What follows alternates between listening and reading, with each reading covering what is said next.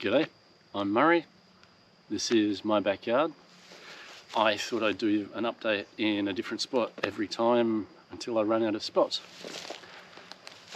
Let's see what's been happening. Lots and lots of little jobs. I've got some new plants in. The water chestnuts are nearly ready to be dug up, and see how they've gone. They didn't do as well as I'd hoped, the ones that survived. Got a mighty crop of purple winged bean seeds and plenty of green winged beans to eat. The pawpaws are going crazy. I've got 4 in the kitchen at the moment. It's hard to keep up with them, but it's pretty cool. Oh, the cat's arthritis is improving. Lynx. I started to make a tea out of pandan leaves. It's really good for human arthritis, and I thought, since it's non-toxic to cats, I'll give the cat some. So I've been giving that to her, and she's more mobile. I have these boxes in the house that are specifically cat boxes. She sits on them. She sits on them in the kitchen and is out of the way. It's really convenient, and she's at a good height to pat. She wasn't able to get on those a couple of weeks ago. She'd like look at it and put her paws up and then sit back down. So I'd have to pick her up and put her on the box. She can get down easily, she can't get up. She started to jump back on those boxes. She started off jumping on a couple of chairs that were an inch or so lower than the box, and then she started to jump on the boxes. I've got a couple of these around the house. Really convenient if you don't want your cat underfoot in the kitchen. They jump on the box, you pat them when you walk past, you wash your hands an awful lot. But boxes are cool, and we work it out. She's got one right beside my standing desk, so I can just pat her whenever I remember that she's down there, or that she reminds me she's down there. But yes, it's done wonders for the cat, I think. I'm pretty happy with that. Monetization. The channel has been monetized. This was in December, early December, when I cracked the 3,000 viewers and 300 hours of views within a 28-day period. And so far I've received $105 after about 4 or so months. You only get paid when you reach the threshold amount of 100 or more, and then when you're at that threshold on their monthly payment date, Google will pay you the money, because Google owns YouTube. So, you know, I'm rolling in it. I spent $169 on batteries the week before last, because it seems all of my old batteries just died around the same time. And I can't have things just cutting out mid-video when the magpies are under a bale, or there's birds on the bird bath having a fight or a great time. Mind you, some of the birds might enjoy fighting, so it could be a great time and a fight. Many thanks to the 2 people who brought me a coffee, and the one chap who gave me a super thanks. I think that's what it's called. I know a lot of people have Patreon, which is where you can spend a monthly amount and you are a subscriber to the Patreon account. Patreon, 40% of the money goes to Google. So if you're a $5 a month subscriber, you're paying $2 of that a month to Google and $3 to the channel creator, or the content creator. I don't want to do that. Google has had ads on my videos from day one and didn't share any of that revenue with me. I can't justify giving them more money. And 40% I think is excessive. So I'm not going to do Patreon. If I do Patreon, it'll be a weird thing where it's free. At this stage I'm thinking there may be a use for Patreon, but I'm not. I prefer Buy Me a Coffee, because they take a very small amount, and you know, I like the way they do things. So yeah, I'm not dead set keen on monetizing at all costs or anything like that, but I do appreciate the coffees and the super thanks. I think that's all of the financial stuff to do with the account out of the way. Right, let's see what's coming up. I'm going to be getting a load of flitches from a chap who's about 45 minutes away from here, but maybe a couple of loads of flitches. Manure, I got a half a load of manure last week, and that's because there's no manure about. It's been very wet. Normally we have a wet spring and maybe a wet summer, and then that's it. But we've had a fairly damp autumn as well, and the cattle aren't congregating around the watering points. There's grass all over the place, and they're doing a lot of wandering, so the manure isn't very concentrated. So I'm going to have to wait a month or two, maybe more, and then fill up the tub with manure. This half a load really doesn't go very far, and a lot of it was horse. I normally leave horse, but at least half the stuff I got was horse. So I prefer cow manure to horse. I've got a bunch of small projects on the go. I'm trying to work out how to save time around the place long term, even if it takes me a lot more time to set up. The flitches are hopefully going to be used for initially a standalone garden bed that I should never have to whip a snip around. I should just be able to mow right up to it.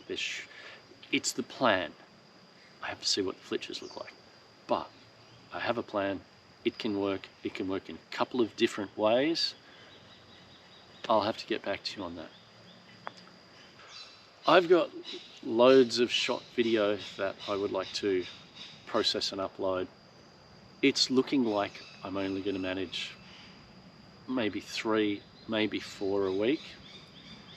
I was thinking if it's 3, Monday, Wednesdays and Fridays, and 4 would probably be Saturday on that time frame. So if I've got 4 available, a single 10-minute long video with lots of birds in it, it can take 8 to 10 hours to do the initial draft edit.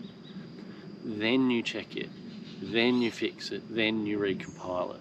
Then you've got to find a thumb image, edit the thumb image, write your description. Yes, I may go a bit overboard in the descriptions, but you've got to write your description. There's another hour or 2 easily in the setup of it. So simple ones like a magpie drinking at the bird bath, there's not much to that. Even the bail videos are much better than a bird bath video. Even a short bird bath video can take 5 or 6 hours just to do the initial edit. So maybe I've got to do less of those to free up more time. But some of them, I really like them. They are nowhere near as popular, a mixed bird bath video, as anything involving an Australian magpie. So, speaking of Australian magpies, I made a little bit of a mistake. I was on the balcony working on my laptop this morning, and I saw the magpies arrive in one of the hoop pines, and so I dug out a file and a video file, and I pressed play, and a magpie on the bird bath singing. So I wanted to know how they'd react. It wasn't good. They swooped right down onto the balcony. She was sitting about 2 meters from me, which is really beyond her comfort zone, and he was down a bit further, and they were trying to find a magpie to kill. I turned the laptop so that she could see it, and I pressed play, I rewound it a little bit so that the song would be in there again. Turns out it was her, and she went for it. She attacked the screen. So I stopped it and said, "That's it, no more, no more. I'm not doing that again." Now I know they get really upset. Anyway, she looked in the window behind me. I had to go and shut the wooden door because the cat was wanted to come out, and she was doing a little scratch knocking thing because she could hear the magpies squawking on the balcony. The upshot was that she ended up hanging around for quite a while trying to find the other female. It's interesting that she was going to see off the female. He was there for moral support, but she was going to get rid of that other female so that it couldn't take her place. She ended up going down and landing on the shed at the end of the roof and just looked straight at the balcony for another 5 or 10 minutes. Then she flew back up, had another look around because she wanted to find that magpie. So if you're going to a park for a lunch and you've got a remote speaker, it could be really funny to play a few magpie sounds to see the local magpies come and try and attack the speaker. But I wouldn't mess with the ones in your backyard. I might have a play with something sometime somewhere else, but I don't want to upset these magpies. I have to live with them. If in breeding season he decides to start swooping me, that won't be fun. She shouldn't swoop, it's a male thing. But that was pretty amusing, and I've learned a lesson there. Don't play with magpies like that. My editing software, it's quite loud when I edit. There's no volume function inside the program, so I have to externally turn the volume down. And often I'll be doing a magpie video and they're singing, and often I'm right beside a window. Going forward, I'm going to try and mitigate any impact of magpie noise on the magpies, because she was furious enough to attack a laptop while I'm holding it. She got that close to me. It was her. Okay. She's not that self-aware yet. She doesn't know what a video file is. So going forward, I've got a bit more on my plate than I had a month or two ago. We'll see how that affects the channel. I'm hoping for 3 videos a week, aiming at 4, see how it goes. It's all down to the editing time.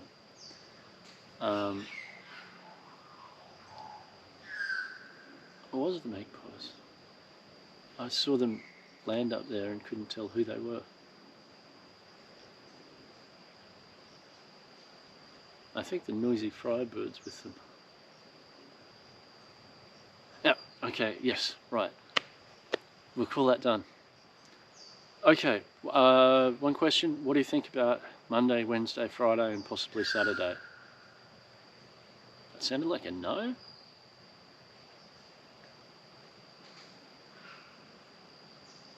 They might be having a bit of an argument with another feathered friend.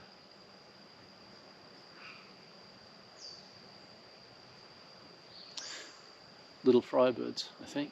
Probably being bossy little sods again. Okay, well, a rather confusing ending. Have a good one.